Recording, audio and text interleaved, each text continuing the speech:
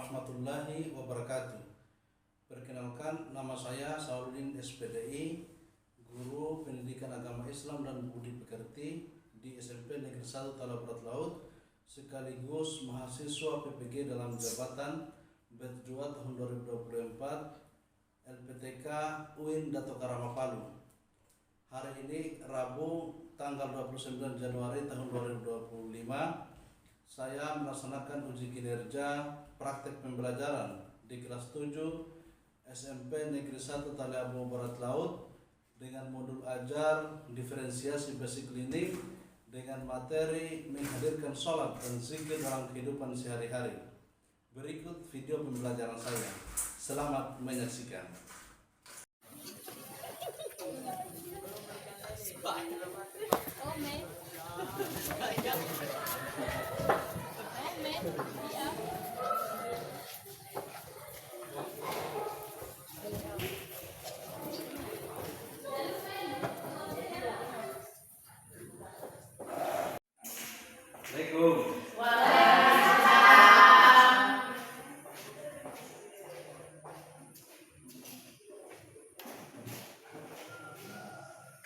Bismillahirrahmanirrahim. Assalamualaikum warahmatullahi wabarakatuh.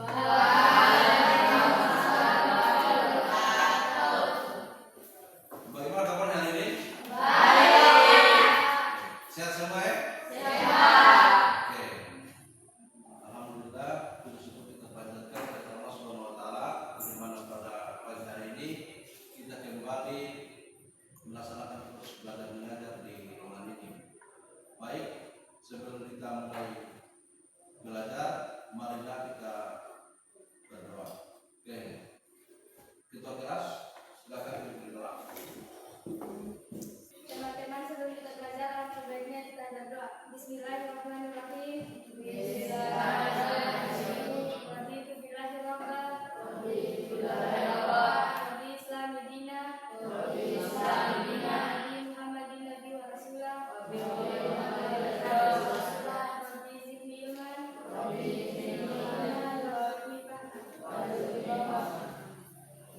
Sebagai rasa nasionalisme kita atau kecintaan kita kepada bangsa dan negara, marilah kita menjadikan lagu Indonesia Raya. Oke.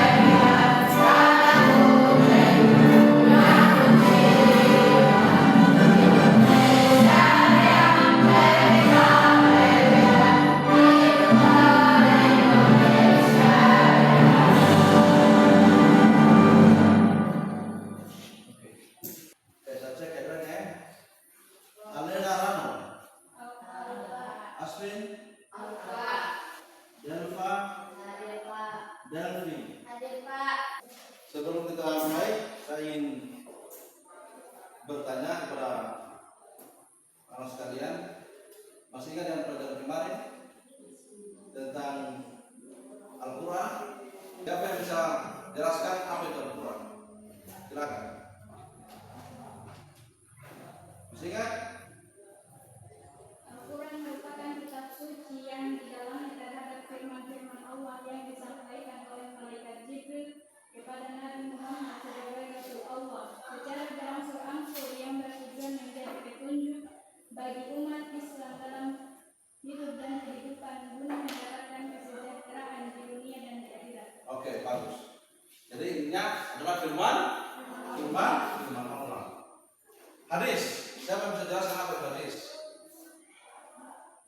Hadis adalah perkataan Nabi. Jadi kalau Al-Quran itu adalah perkataan atau firman Allah, hadis adalah perkataan Nabi. Perkataan, perbuatan dan takrir Nabi Muhammad SAW. Oke, baik.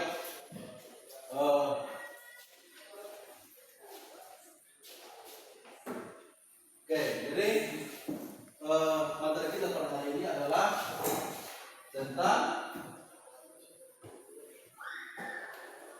menghadirkan sholat dan zikir dalam kehidupan. Oke.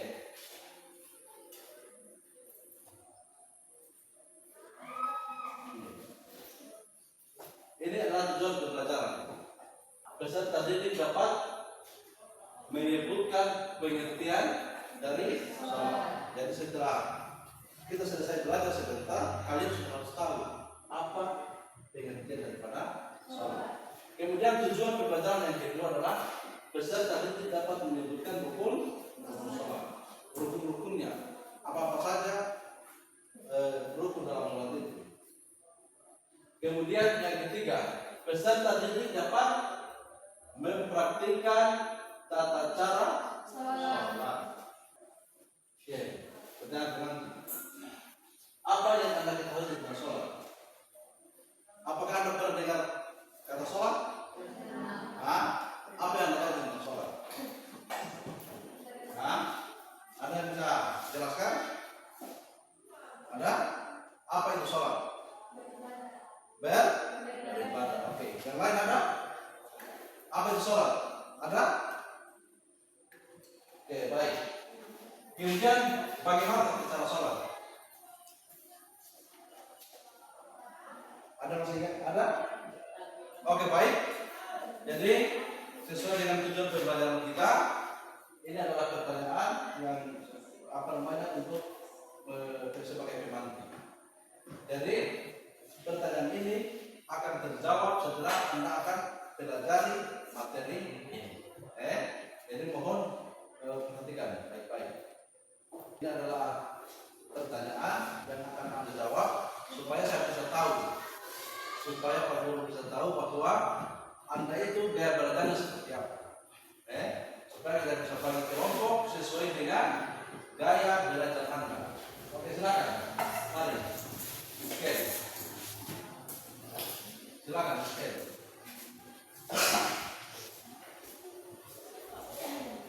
Oke.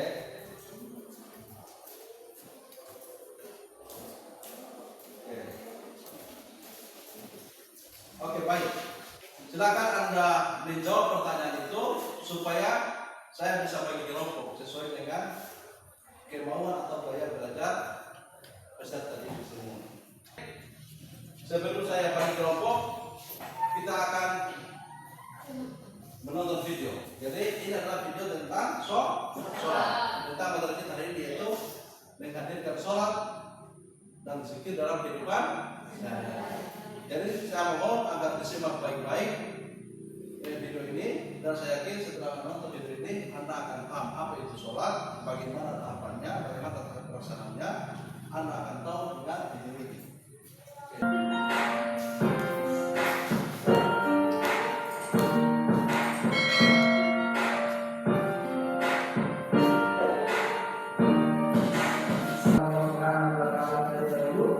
Mudah-mudahan apa yang kita pelajari hari ini menjadikan kemudahan, keberkahan dari Allah Subhanahu wa Ta'ala, serta ilmu yang kita dapatkan menjadi ilmu yang bermanfaat. Amin ya rabbal alamin. Tentang menghadirkan sholat dan zikir dalam kehidupan kita sehari-hari. Anak-anak, sebelum kita membahas lebih lanjut lagi tentang materi ini, kita harus mengetahui apa artinya sholat itu. Ya, jadi anak-anak, artinya sholat menurut bahasa adalah doa.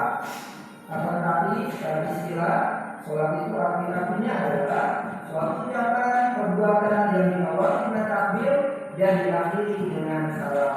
Jadi sholat itu ucapan perbuatan yang diawali dengan takbir.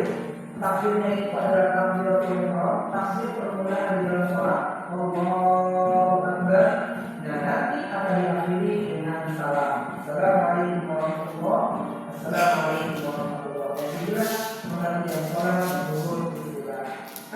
sekalian, sholat ini merupakan ibadah yang sangat penting dalam agama kita, yaitu agama Islam.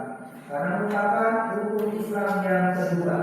Ya, jadi Allah Subhanahu wa taala setelah memerintahkan kita untuk mengucapkan dua kalimat syahadat, asyhadu an la ilaha illallah wa asyhadu anna Muhammadar Rasulullah. Aku bersaksi bahwa tidak ada Tuhan selain Allah dan aku bersaksi bahwa Nabi Muhammad adalah utusan Allah. Maka perintah Allah yang kedua kepada kita sekalian, kita diperintahkan untuk melaksanakan sholat sehari semalam di 5 waktu.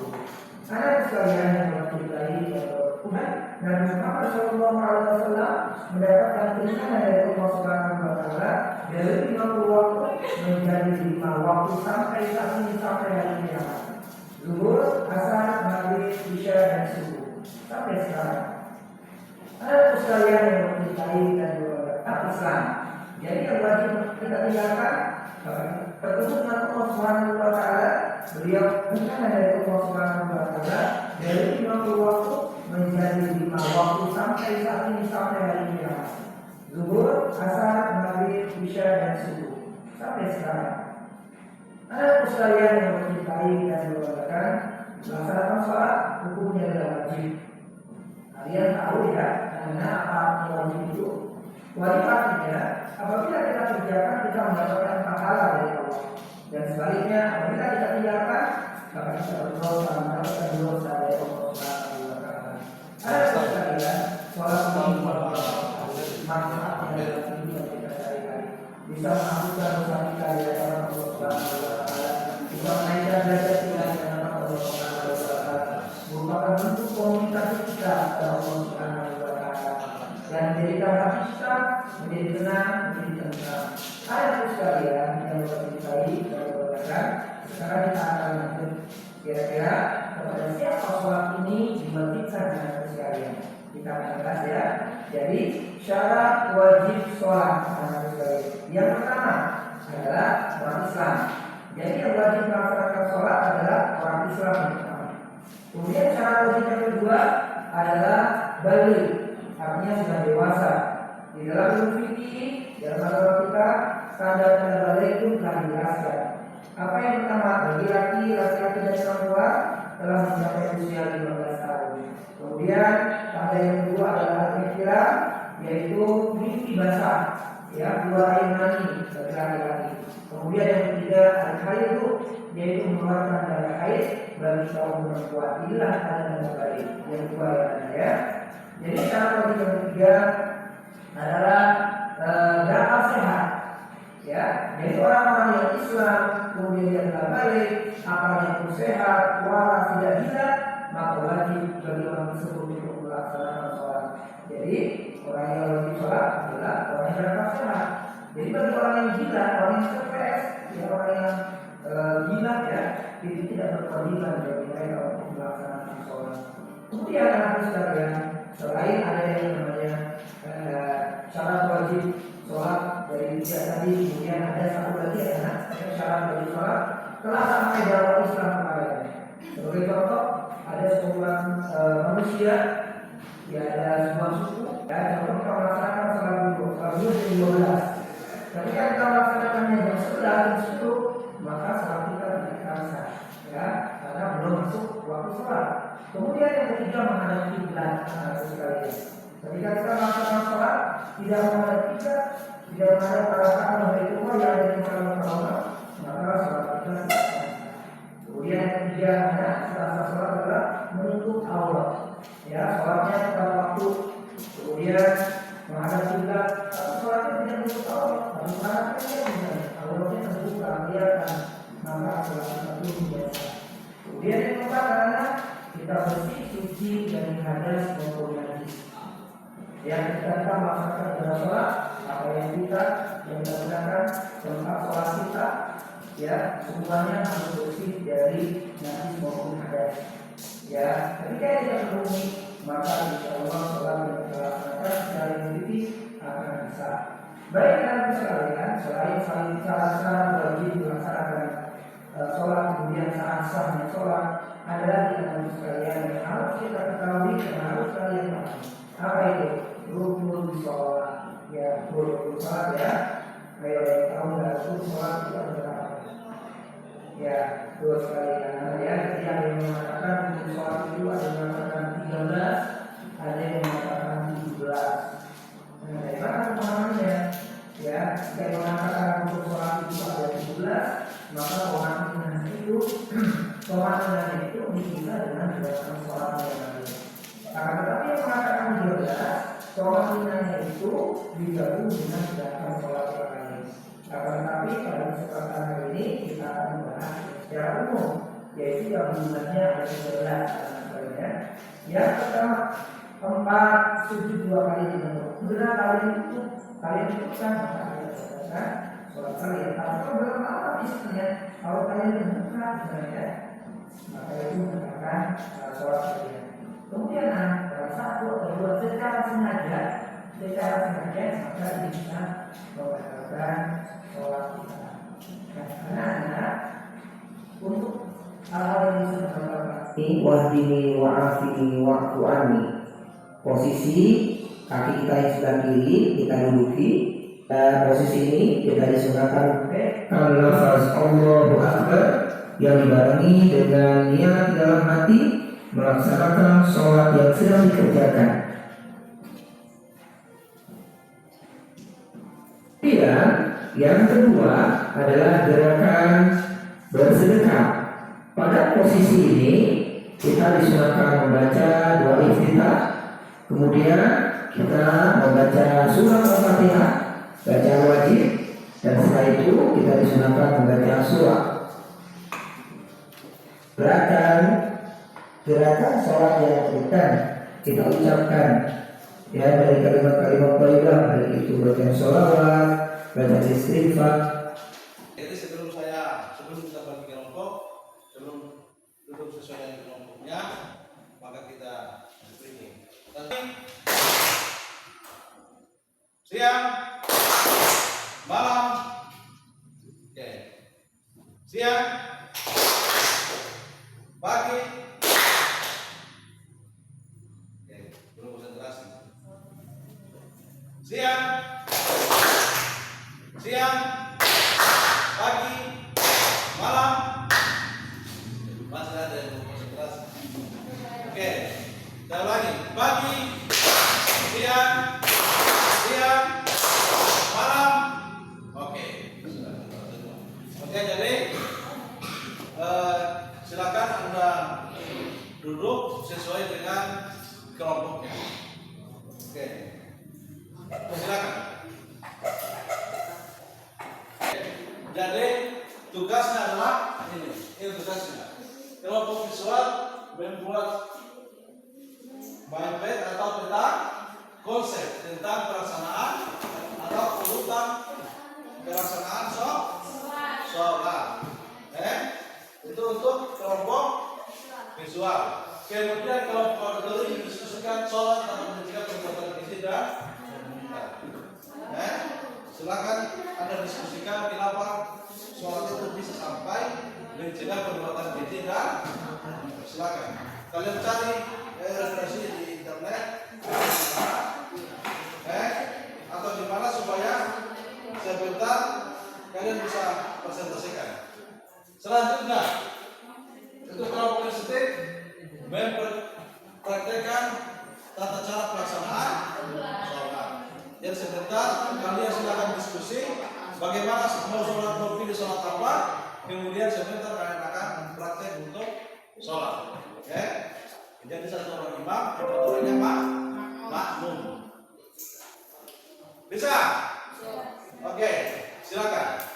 Untuk kelompok visual ini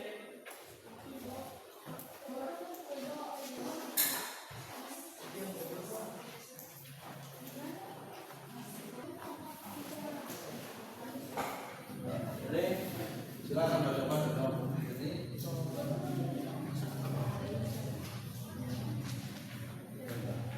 Jadi silakan silakan silakan saya.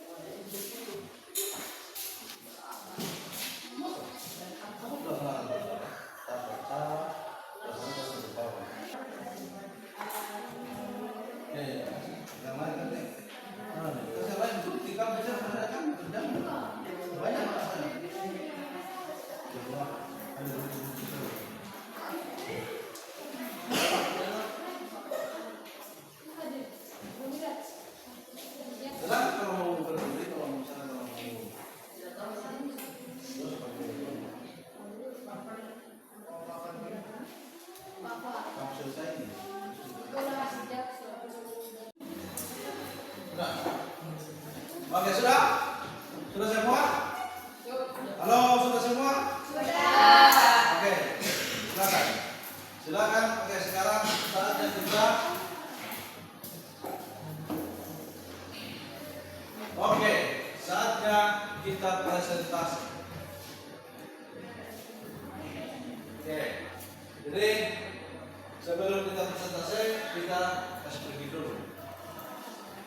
Oke, silakan berdiri, silakan.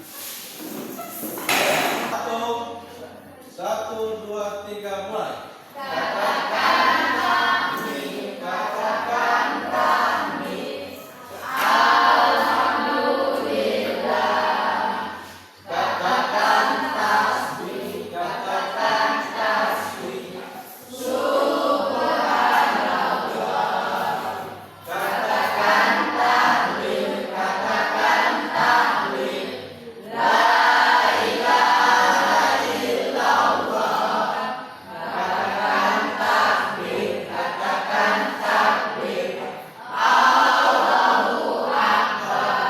Oke,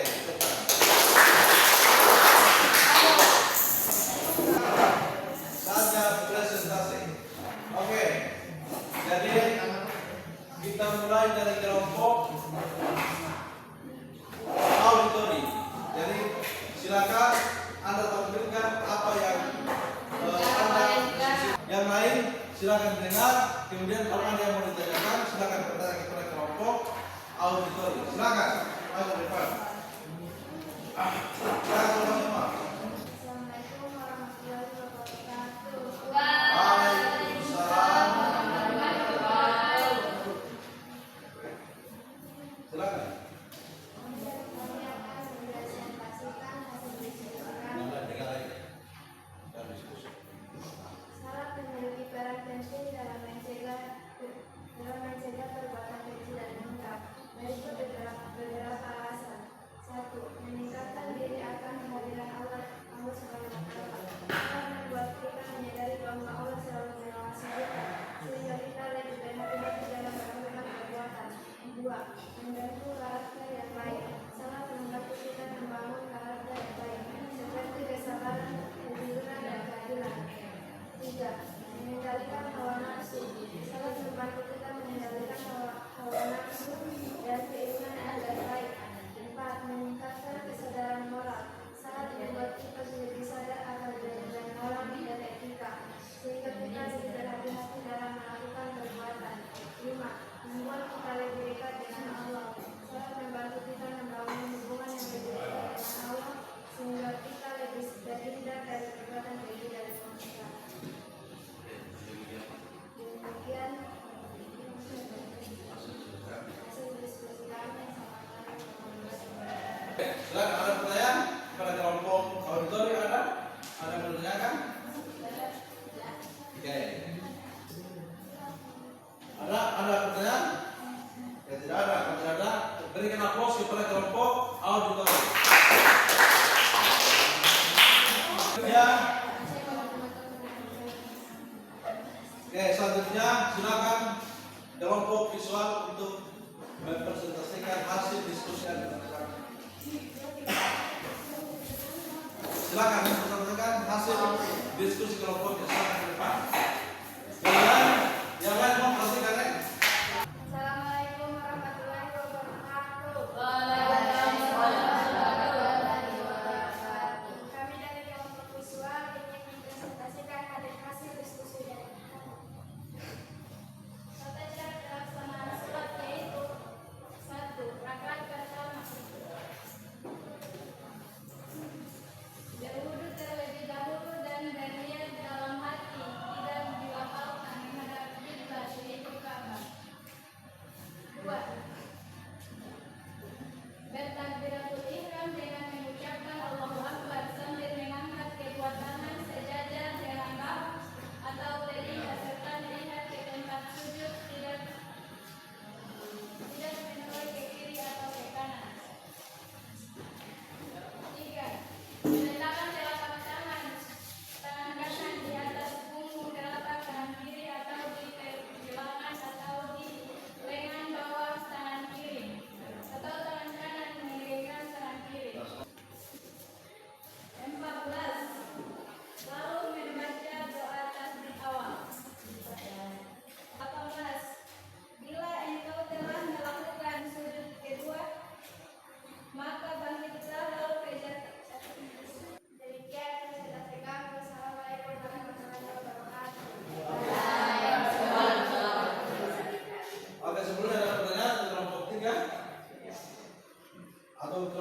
Audi apa visual ada? Oke, berikan aplaus kepada kelompok visual.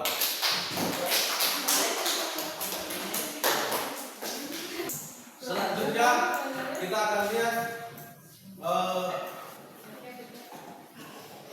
presentasi dari kelompok kinestetik.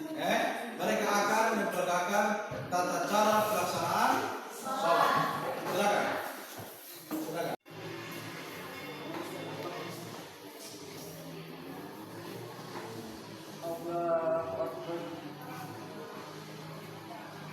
Bismillahirrahmanirrahim. Alhamdulillahi rabbil alamin. Ar-Rahmanir-Rahim. Maliki yaumiddin. Iyyaka na'budu wa iyyaka nasta'in. Ihdinas siratal mustaqim. Siratal ladzina an'amta 'alaihim ghairil maghdubi 'alaihim waladdallin. Amin. Bismillahirrahmanirrahim. Qul huwallahu Allahus samad. Lam yalid wa lam yulad wa lam yakul lahu kufuwan ahad. Allahu akbar. Sami Allahu liman hamidah. Allahu akbar. Allahu akbar. Allahu akbar.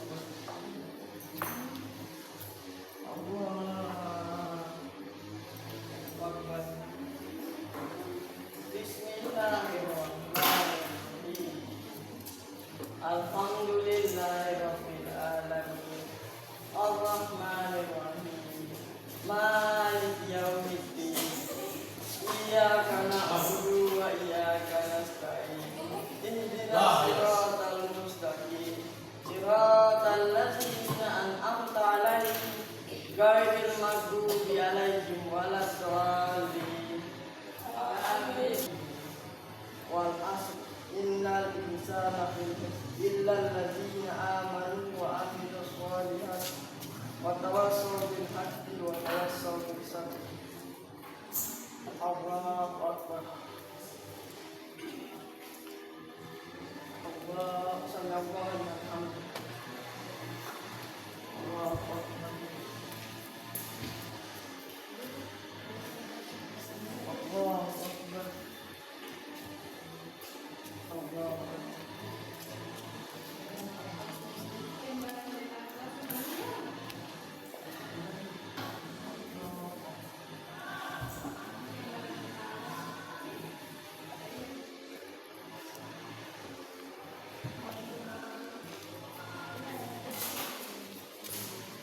Assalamualaikum warahmatullahi wabarakatuh. Assalamualaikum warahmatullahi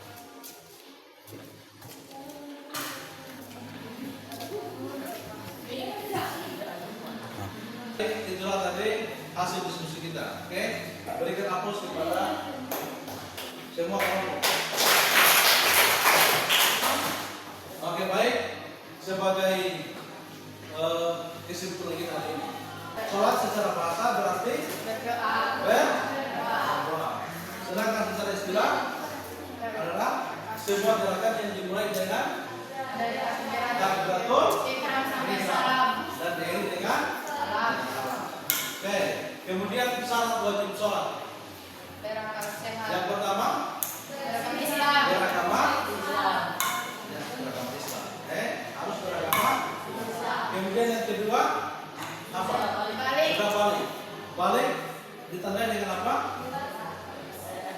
Kalau laki-laki ditandai dengan mimpi basah.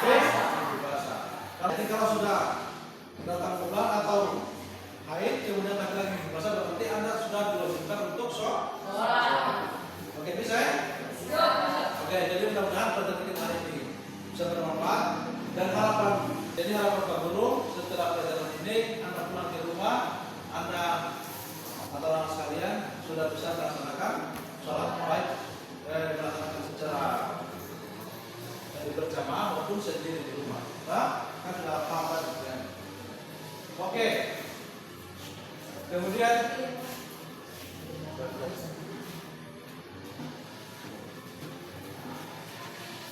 Bagaimana pelajaran hari ini? Oke. Kemudian apa pelajaran bisa dipahami dengan baik? Bisa ya? Oke. Jadi ada beberapa tadi metode, metode atau model atau gaya belajar. Jadi yang pertama auditory, visual dan kinesthetik. Oke. Jadi harapan kita mudah-mudahan pelajaran-pelajaran selanjutnya akan lebih baik.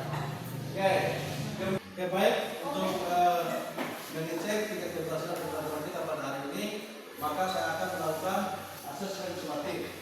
Jadi silakan di scan, dijawab. Silakan data tolong. Sudah dikirim di grupnya. Silakan.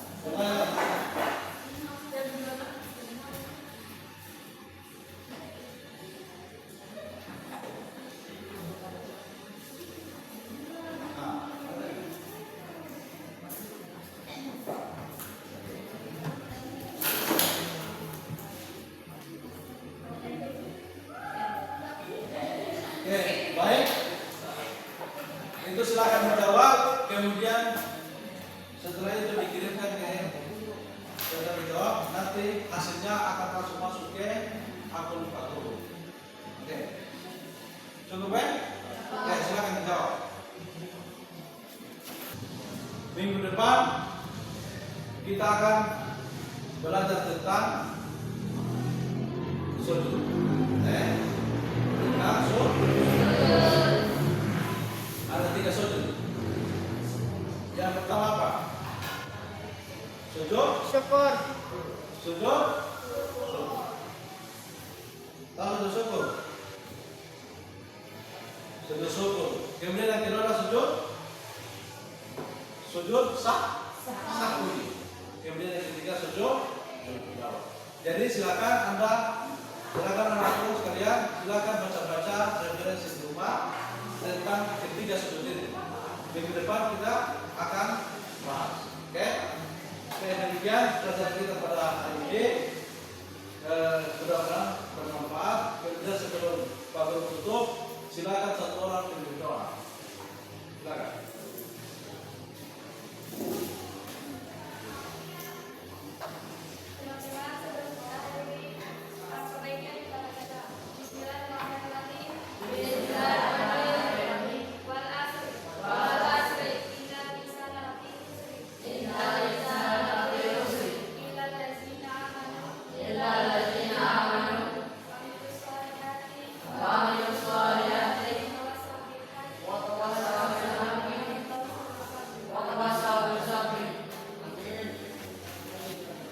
Oke, demikian